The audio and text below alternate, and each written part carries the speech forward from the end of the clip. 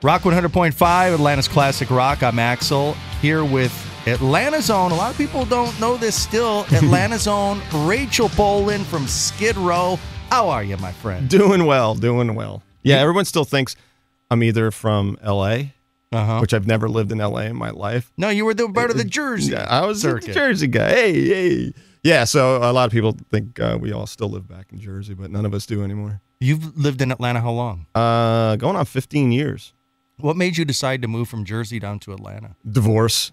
You got booted out of your house. You needed a place to stay. Sold the house, sold everything. I'm like, you know what? I lived there my whole life. I'm like, I need to change the scenery. And at the time, I was actually racing quite a bit, so I was heading towards Charlotte.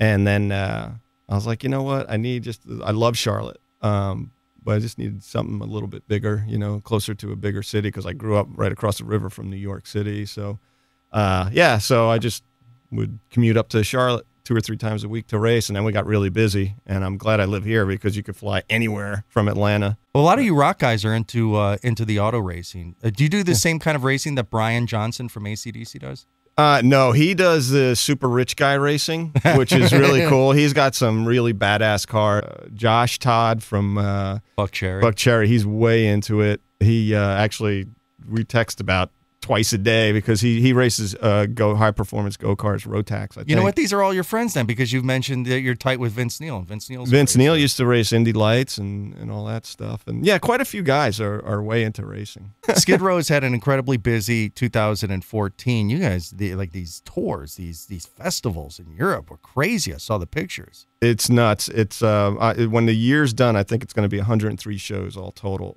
We played in Poland. We headlined this festival.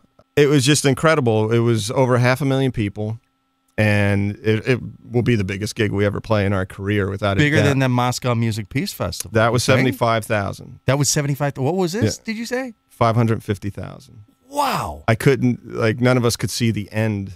Could you imagine how filthy those porta potties were?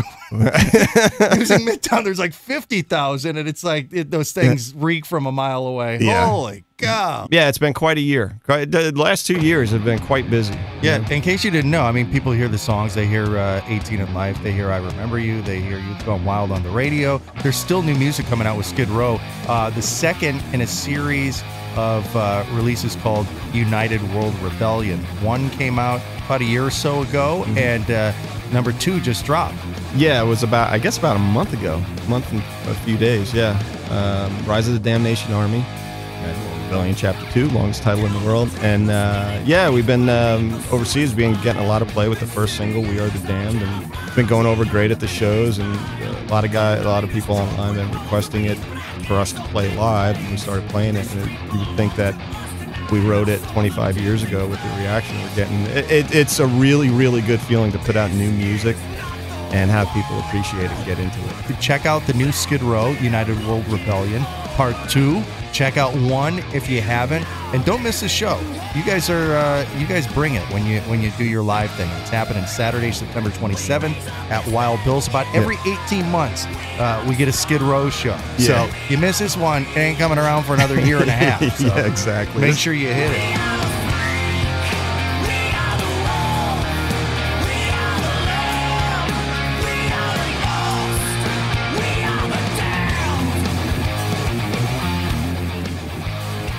All right. Well, and one last thing. Yeah. Like with Skid Row, there was also a big fashion statement.